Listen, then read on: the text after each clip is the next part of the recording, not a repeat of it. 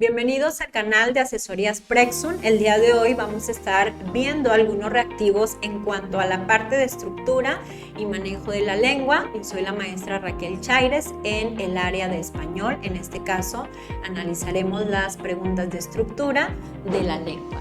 Vamos a ver el primer reactivo que nos dice lo siguiente. Viene un texto y nos dice la indicación. Lee el siguiente texto de divulgación, Anasazi.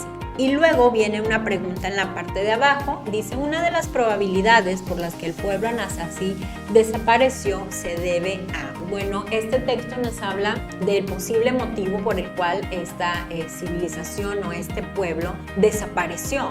Entonces aquí dice, una de las probabilidades por las que el pueblo Anasazi desapareció se debe a, inciso A, invasiones bélicas, guerra, creencias religiosas, los inconvenientes del medio o el incremento de la población. Y claramente pues es los inconvenientes del medio. Aquí lo resaltábamos. Dice, los investigadores sospechan que un brusco cambio en las condiciones ambientales, seguido por fuertes sequías y heladas, acabó con los cultivos y llevó al hambre a la región. Y es por eso que ellos pues desaparecieron este pueblo. Vamos con la siguiente. El siguiente reactivo nos dice, identifique el fragmento que corresponde a un ensayo científico. El examen nos va a preguntar acerca de la definición, que es un ensayo, y también nos va a hablar de varios tipos de ensayo, el ensayo científico, el ensayo filosófico y el ensayo literario. Entonces aquí nos pide que identifiquemos el científico. En este caso descartamos el inciso A porque se trata de un fragmento de un ensayo literario. En un ensayo literario puede hablarse acerca del personaje de una obra, de una novela, de alguna historia, etc. Por lo tanto, es un fragmento, pero un ensayo literario. Luego nos dice, la libertad de expresión es de las principales victorias sociales en las últimas décadas. Sin embargo, en los últimos años, en la línea entre la libertad de expresión y utilizar este derecho para validar actos de discriminación es muy delgado. Cada línea, cada editorial, cada reportaje debe ser cuidadosamente expresado. Pues no cumple las características de un ensayo científico este escrito. El inciso C, esa es la respuesta correcta, es el fragmento del ensayo científico. ¿Cómo nos podemos dar cuenta? Aquí aparecen estadísticas, el 40%, se dice que se hizo un cálculo realizado por Witowski, nos habla también del término fotosíntesis terrestre, de la erosión del suelo, desertificación, invasión urbana, etc. Esa es la respuesta correcta. En este caso, descartamos el inciso D porque es la parte de un ensayo filosófico. En un ensayo filosófico pues se tratan temas del desarrollo humano. Por lo tanto, la respuesta es el inciso C. El siguiente reactivo dice, ¿cuál es la definición de la mesa redonda? También el examen nos habla acerca de temas relacionados con la exposición oral.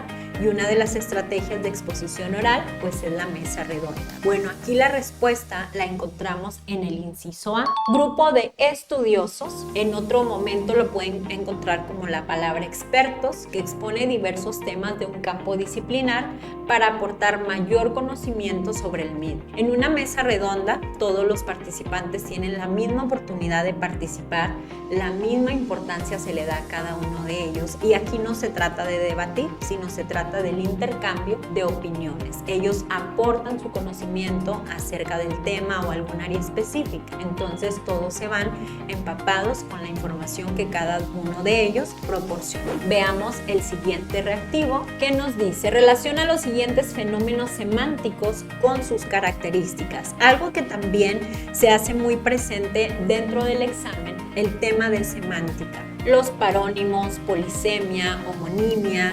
antónimos, sinónimos, etc. Y en este caso viene el fenómeno semántico con su característica. La respuesta en esta pregunta la encontramos en el inciso A. Dice el número 1, paronimia. La paronimia consiste en el parecido formal y fonético de dos palabras, pero que tienen distinto significado. En la paronimia tienen un parecido tan formal que confunden al hablante. Por ejemplo, palabras como actitud, aptitud, que son muy parecidas cuando nosotros las escuchamos, palabras como especia, especie, palabras también como prever, proveer, esas son palabras parónimas con un parecido formal. Luego, en el punto número 2 aparece la polisemia y dice, ocurre cuando una palabra tiene varios significados. La polisemia es una palabra idéntica a otra, pero que tienen distintos significados. El ejemplo que podemos ver de polisemia, por ejemplo, es la palabra ojo. La palabra ojo es una palabra polisémica si yo la comparo con otra de otro significado. Por ejemplo, un ojo pues es con el que podemos ver, ¿verdad? Y otro término que podemos dar de ojo es el ojo de la puerta, que también algunas puertas tienen esa como orificio, esa parte donde podemos ver hacia el otro lado. Se le llama ojo de puerta, entonces es un ojo en el que también nosotros podemos ver. Ese es un ejemplo de polisemia, aquella palabra que tiene varios significados. Otro ejemplo de polisemia es la palabra copa. Por ejemplo, si decimos tomamos vino en una copa, pero también ganamos la copa o ganamos el campeonato en fútbol, nos dieron la copa. Esa es una palabra polisémica. ¿Cómo distingo una palabra polisémica de una homonimia? Si la homonimia también son palabras idénticas, ¿sí? Como ojo, ojo, copa y copa. Lo que sucede en la polisemia es que tienen misma categoría gramatical. Categoría gramatical quiere decir que si son sustantivos, verbos, adjetivos, adverbios, ¿qué?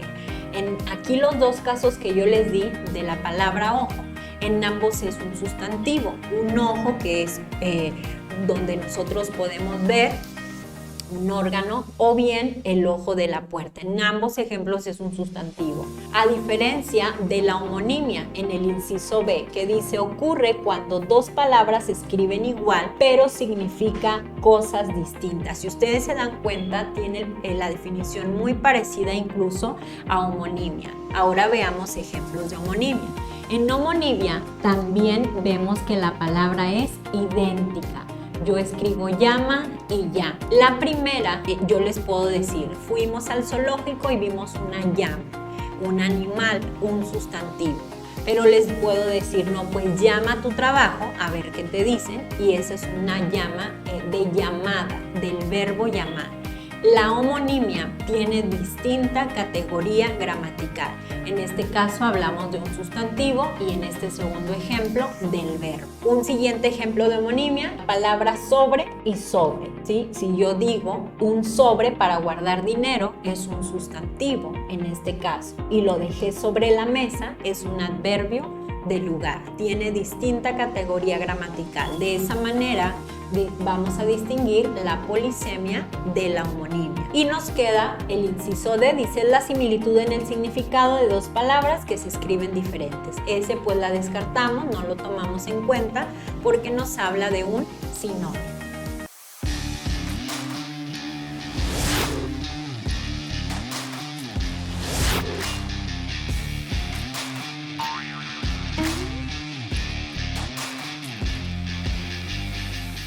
Veamos ahora la siguiente, dice elige la opción que contiene la oración bimembre. Una oración bimembre es aquella que podemos dividir en dos partes, en sujeto y en predicado. Dice el inciso A, en caso de ser asaltados por los ladrones, las dos ancianas fueron sacando como por fuerza medio a medio real, dar voces para pedir socorro, resuelto ya Evaristo a adoptar un género extraño de vida. Bueno, en este caso de preguntas donde aparecen oraciones, tenemos que identificar primero el verbo. Sí, primero identifiquemos el verbo en la oración. Bueno, aquí la oración que tiene un verbo conjugado es el inciso B, fueron sacando. ¿Por qué? Porque sacando es un gerundio, termina en ando. Yo ya lo identifiqué, pero al lado está el auxiliar, fueron sacando. En cambio, no podría elegir la del inciso A porque dice en caso de ser asaltados. Ser es un verbo que no está conjugado, está en su forma infinitiva y se considera no personal. Incluso pues no hay sujeto quien realice la acción. Lo mismo sucede en el inciso C. Dar, aquí está otro verbo en forma no personal, en su forma infinitiva, lo mismo que pedir. A lo que me refiero es que no podemos decir las ancianas pedir, las ancianas dar, etc. O yo dar, tú pedir.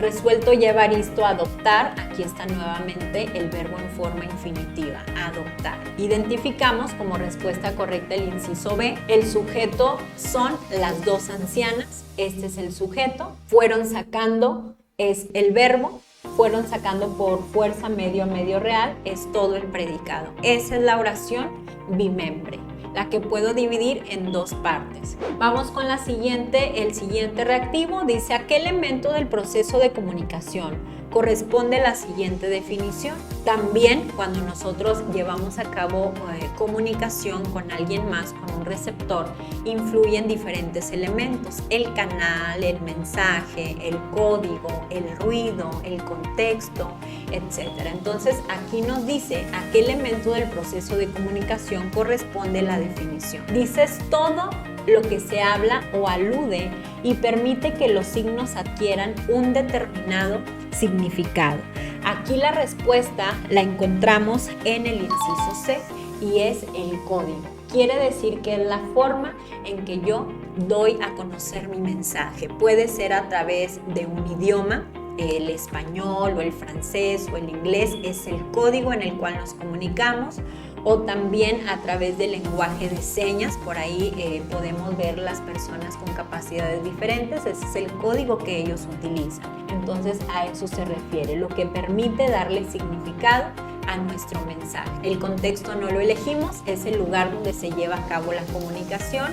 El canal es cómo recibimos nosotros el mensaje, ya sea por WhatsApp, ya sea por medio de una carta, de manera visual, etc.